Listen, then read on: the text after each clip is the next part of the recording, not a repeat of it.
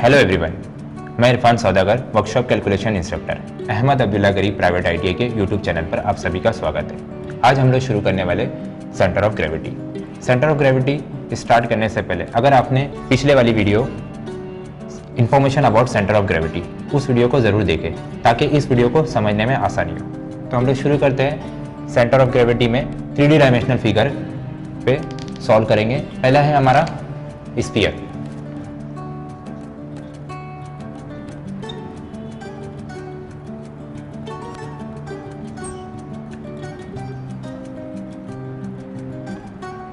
अभी स्फीयर हमने बनाया, इसके x axis and Y axis draw करेंगे। सीजी जो हरेगा स्फीयर का कहाँ पर आएगा? सेंटर ऑफ ग्रेविटी सेंटर पे आएगा विथ रिस्पेक्ट टू में X direction and Y direction से। ठीक है, यानी हम लोग जो सीजी लेंगे पोजीशन ऑफ CG यानी centre of gravity at distance from x to and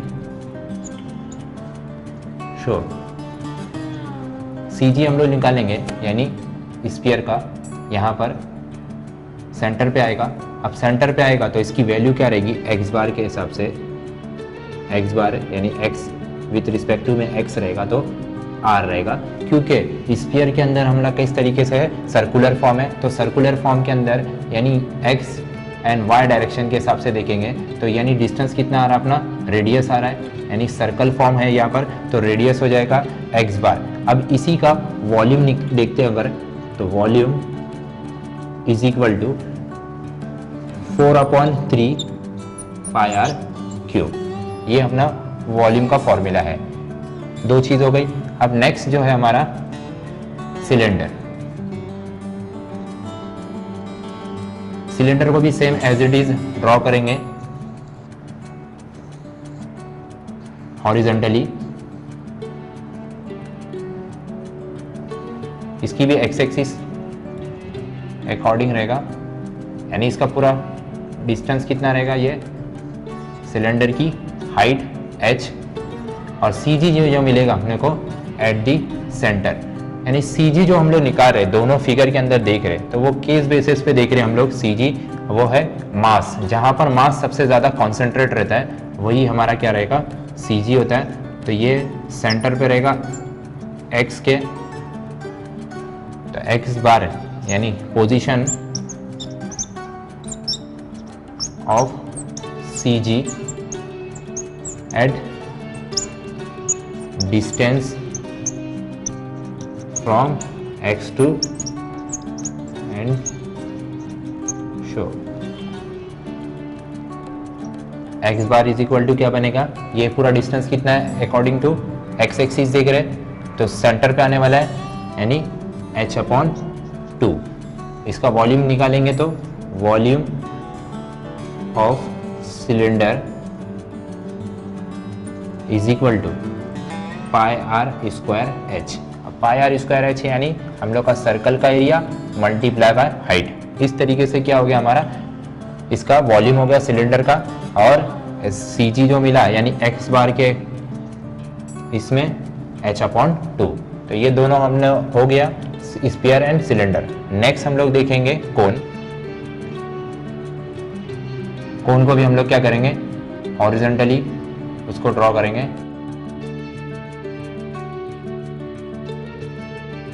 ये हो गया हमारा वर्टिकल y बार और CG जो रहेगा यहाँ मिलेगा हम लोग को, यानी पोजीशन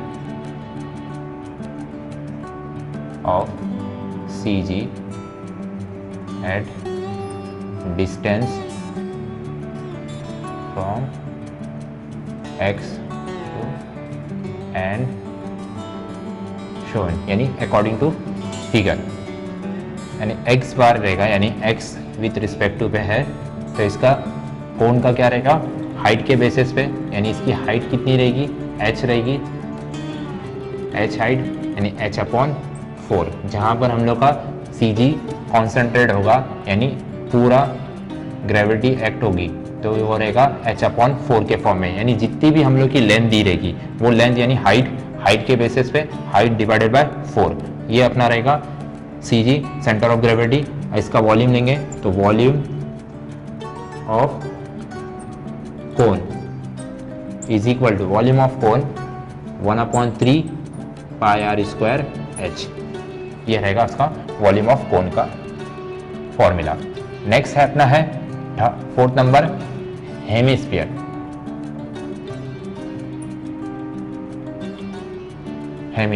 हेमिस्फीयर को भी हम लोग क्या करेंगे, वर्टिकली ड्रॉ कर लेते।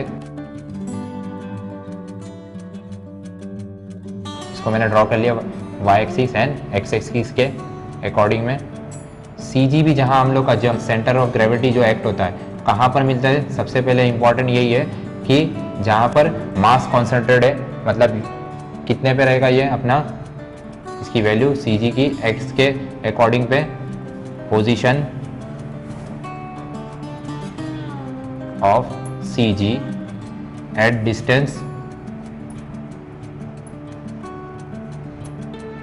From x to and shown, यानी x is equal to C G किसका है, x का है अपना, x is equal to 3r/8 रहेगा। और इसका वॉल्यूम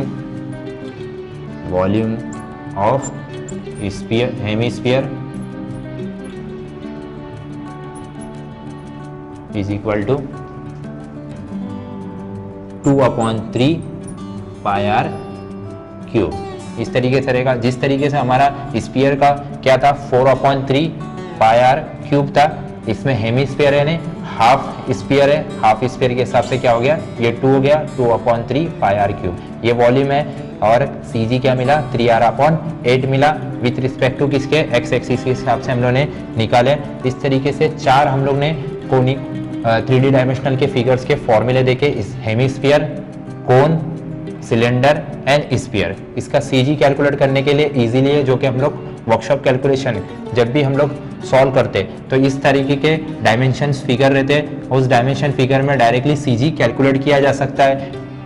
हेमिस्फीयर, कोन और सिलेंडर, नेक्स्ट अपना लास्ट रहता है स्फीयर। तो ये 4 मेन डायमेंशनली फिगर है, उसके बेसिस पे सॉल्व कर सकते हैं। सपोज अगर इन केस अगर हम लोग को इस डायमेंशनली फिगर के अलावा कोई डायमेंशनल मिला तो उसको किस तरीके से सॉल्व करेंगे उसको मैं बताऊंगा, ठीक है।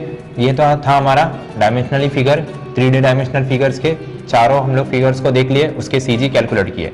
अब जो डायमेंशनल फिगर्स नहीं है, जैसे कि अपने L section, T section, I section, तो एल सेक्शन में एग्जांपल्स के लिए हम लोग बनाते हैं। एग्जांपल के लिए एल सेक्शन मैंने यहाँ पर बनाया। अब इसका सेंटर ऑफ ग्रेविटी निकालना है, आई सेक्शन का सेंटर ऑफ ग्रेविटी निकालना है। तो किस तरीके से निकाला जाएगा सेंटर ऑफ ग्रेविटी, तो इसके लिए अपने पास एक फॉर्मूला है सेंटर ऑफ ग्रेविटी निकालने के लिए, L section, I section, T section के लिए। तो उसके लिए हम लोग क्या करेंगे, इस सेक्शन वाले एल सेक्शन के लिए सेंटर ऑफ ग्रेविटी कैलकुलेट करना है, तो उसके लिए 2 पार्ट में इसको ज्योमेट्रिक फिगर बनाएंगे। तो इस ज्योमेट्रिक फिगर में अगर एल सेक्शन देख रहे तो इसमें देखो फर्स्ट यहाँ से अगर मैं डिवाइड करूँ तो ये फर्स्ट जो शेप दिख रहा है, ये फर्स्ट शेप जो है रेक्टेंगल है वर्टिकली, और ये जो सेकेंड शेप अगर मैं यहाँ से कट किया तो सेकेंड शेप भी बना रेक्टेंगल।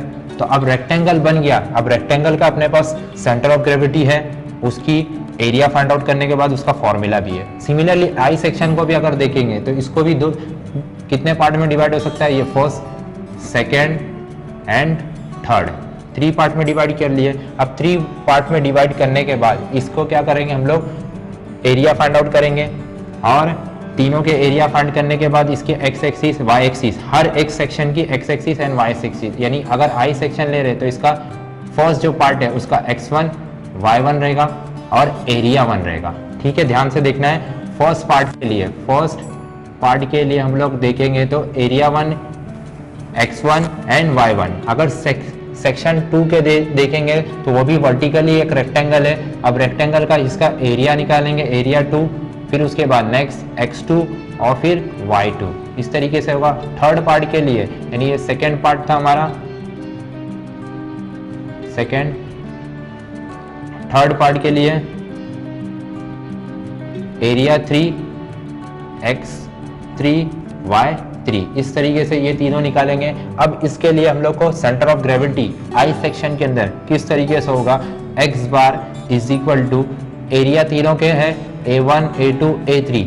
अब तीनों के लिए फर्स्ट x बार है तो सबके लिए x एक्सिस लेंगे हम लोग, तो a1 x1 plus a2 multiply bye x2 plus a3 multiply bye x3 divided by a1 plus a2 plus a3। इस तरीके से अपना x बार की वैल्यू निकलेगी।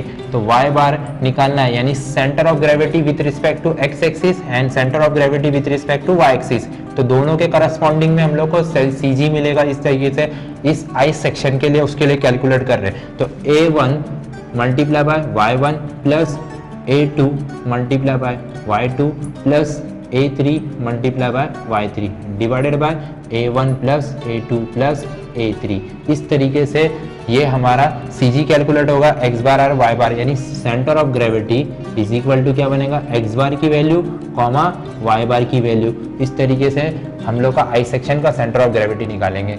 अब L सेक्शन के लिए भी सिमिलरली इसी तरीके से रहेगा। अगर फर्स्ट पार्ट के लिए लूँ मैं, तो first part a1 comma x1 comma y1, ये तीनों की वैल्यू निकालेंगे। सेकेंड पार्ट के लिए ये भी रेक्टेंगल है, तो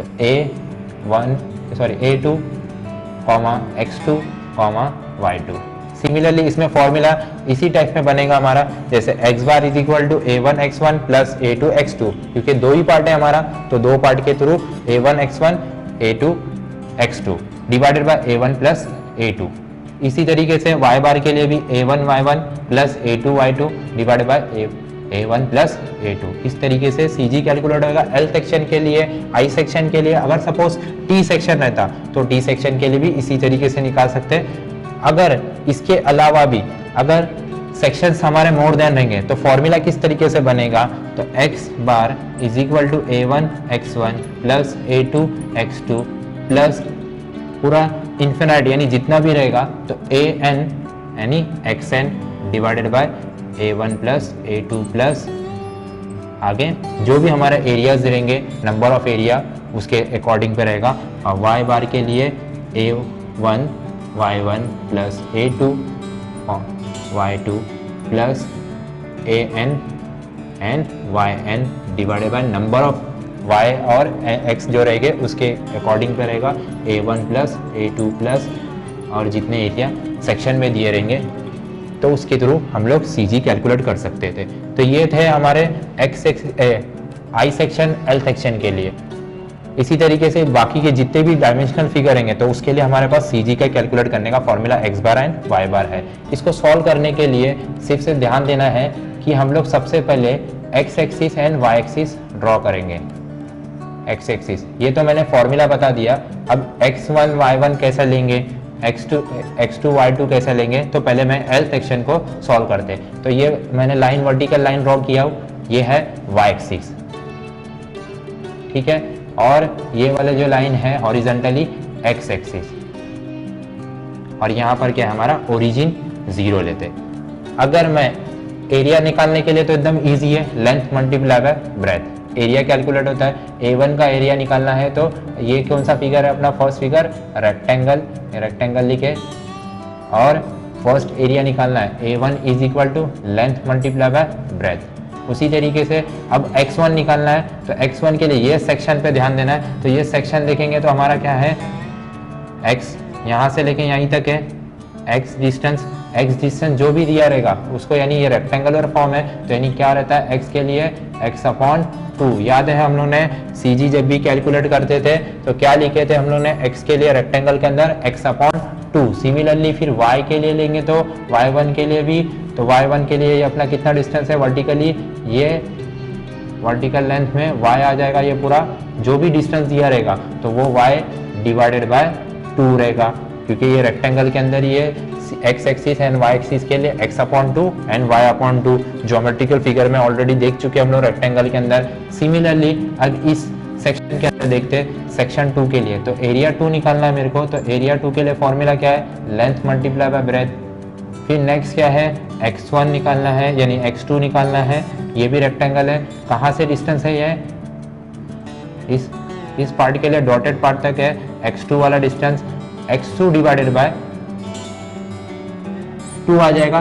बट यहाँ से लेके यहाँ तक ओरिजिन तक हमारे पास डिस्टेंस बाकी है ना, ओरिजिन तक डिस्टेंस, उस डिस्टेंस को एज इट इज जितना दिया रहेगा वो ऐड करना है। यानी ये डिस्टेंस क्या था, x1 डिस्टेंस था, तो इसमें क्या करेंगे प्लस x1 ऐड करेंगे। ध्यान से देखना है, ये x2 वाला पार्ट है जो एरिया रेक्टेंगल 2 है, रेक्टेंगल 2 है, उस रेक्टेंगल 2 के अंदर x के एक्सिस के हिसाब से x2 का डिस्टेंस उसको डिवाइड बाय 2 करेंगे according to formula, plus origin तक जाना है हम लोग को 0 तक, तो उसमें x1 ऐड हो जाएगा, ये वाला डिस्टेंस x1 ऐड हो गया, ये हो जाएगा अपना x2 की वैल्यू।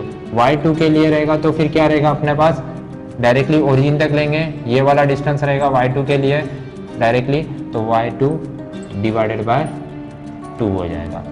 तो इस तरीके से हम लोग a1 के लिए यानी रेक्टेंगल है तो लेंथ इंटू ब्रेथ हो जाएगा, x के लिए हम लोगों ने डायमेंशन के हिसाब से देखे x/2 y/2 ज्योमेट्रिकल फिगर बन गया फर्स्ट फिगर, सेकंड भी ज्योमेट्रिकल फिगर बन गया जो कि हमारा रेक्टेंगल है। इसी तरीके से कोई भी फिगर है, ये आई सेक्शन के अंदर भी रेक्टेंगल ही दिख रहा है, इसी तरीके से दूसरा वाला अगर कोई फिगर होता, अगर फिगर रहेगा, एग्जाम्पल मैं सिर्फ फिगर बना के बता रहा हूँ, यहाँ पर देखेंगे ये स्क्वायर है और इसके ऊपर स्क्वायर के ऊपर हम लोगों ने क्या कर दिया, हेमिस्फीयर टाइप का एक लेमिना बना दिए। अब ये एक लेमिना है, इस लेमिना के अंदर ऊपर वाला सेक्शन कौन सा दिख रहा है, अपना सेमी सर्कल दिख रहा है, और दूसरा वाला फिगर जो दिख रहा है वो स्क्वायर दिख रहा है। ठीक है, अब फर्स्ट जो फिगर है इसको स्क्वायर लेंगे, सेकेंड वाले को सेमी सर्कल लेंगे। अब इसका क्या करना है, एरिया 1 निकालना है, मतलब इसको ए पार्ट दे दिए तो A1 यानी एरिया निकालना है स्क्वायर का। सेकेंड जो निकालना है अपने को उसका x एक्सिस यानी x1 निकालना है, x/2 रहेगा जो, और y के लिए क्या रहेगा, y1 के लिए y/2 रहेगा। जो भी डायमेंशन दिए रहेंगे अकॉर्डिंग टू उसके बेसिस पे रहेगा। ये रहेगा हमारा डायगोनल्स रहेंगे उसके स्क्वायर के। स्फीयर के अंदर भी सेमी सर्कल के अंदर भी हम लोग पार्ट 2 ले रहे तो एरिया 2 हो जाएगा, उसकी वैल्यू फाइंड आउट करना है, यानी सेमी सर्कल को पार्ट 2 दे रहे तो एरिया 2 हो गया इधर, और x2 के लिए x डायरेक्शन के हिसाब से उसकी वैल्यू निकालेंगे, और फिर उसके बाद y डायरेक्शन के हिसाब से उसकी वैल्यू निकालेंगे y2 के। ठीक है, इस तरीके से अपना ये लेमिना सॉल्व करेंगे, सेंटर ऑफ ग्रेविटी निकालेंगे पूरे फुल फिगर की, जो कि अपने पास L सेक्शन I सेक्शन का निकला। सिमिलरली इस लेमिना का भी सॉल्व होगा। सो आई होप आपको ये सेशन समझ में आया होगा। इस वीडियो को लाइक करें, ज़्यादा से ज़्यादा शेयर करें। अगर आपने हमारे YouTube चैनल को सब्सक्राइब नहीं किया तो सब्सक्राइब करें, बेल आइकन पर प्रेस करें। मिलते हैं नेक्स्ट वीडियो में। Thank you.